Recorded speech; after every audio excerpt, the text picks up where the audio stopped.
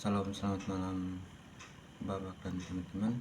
Perkenalkan, nama saya Hesron Takumalimo, NIM 28923500030, Prodi Manajemen kelas B, reguler malam.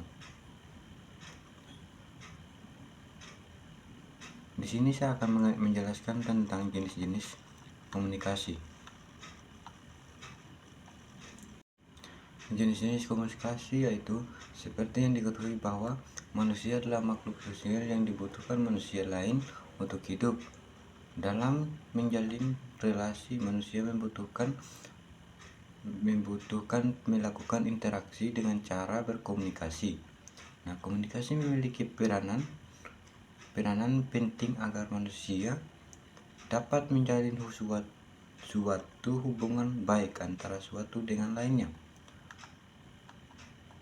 Nah, komunikasi yaitu bertujuan agar informasi atau pesan yang ingin disampaikan dapat sampai pada lawan bicara dengan baik tanpa adanya salah paham atau disalah artikan. Nah, jenis-jenis komunikasi yaitu 1.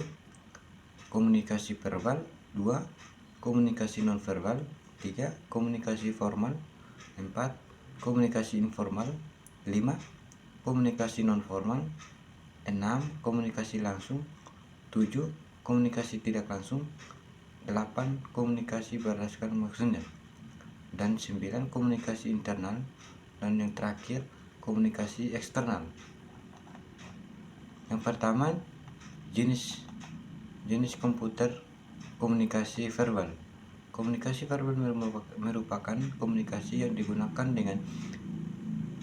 dengan menggunakan simbol-simbol verbal serta menggunakan kata dari satu maupun lebih bahasa.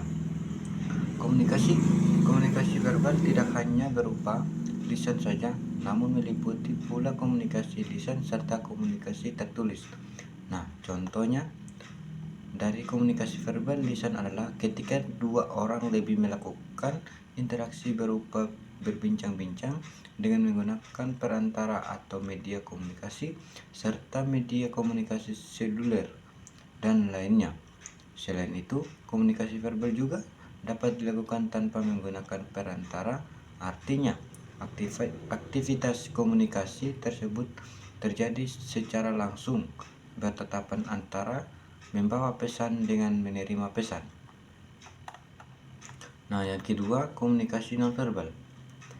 Komunikasi nonverbal ialah komunikasi yang dilakukan dengan cara menggunakan pesan nonverbal untuk menyampaikan suatu informasi.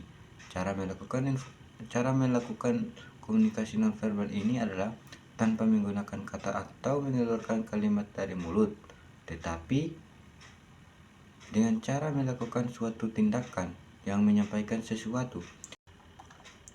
Nah, yang ketiga, komunikasi formal. Komunikasi formal merupakan komunikasi yang terjadi di antara organisasi maupun perusahaan dengan tata cara yang telah diatur sesuai dengan struktur organisasi.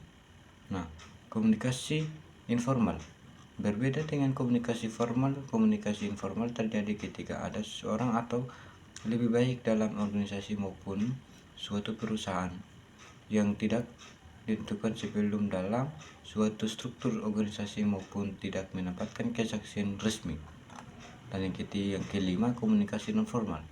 Komunikasi nonformal adalah ketika komunikasi terjadi di antara komunikasi yang memiliki sifat formal serta informal, yaitu ketika berkomunikasi dengan berhubungan dengan pelaksanaan suatu tugas maupun pekerjaan dari organisasi serta perusahaan dengan kegiatan yang sifatnya adalah pribadi dari anggota dari organisasi atau perusahaan tersebut.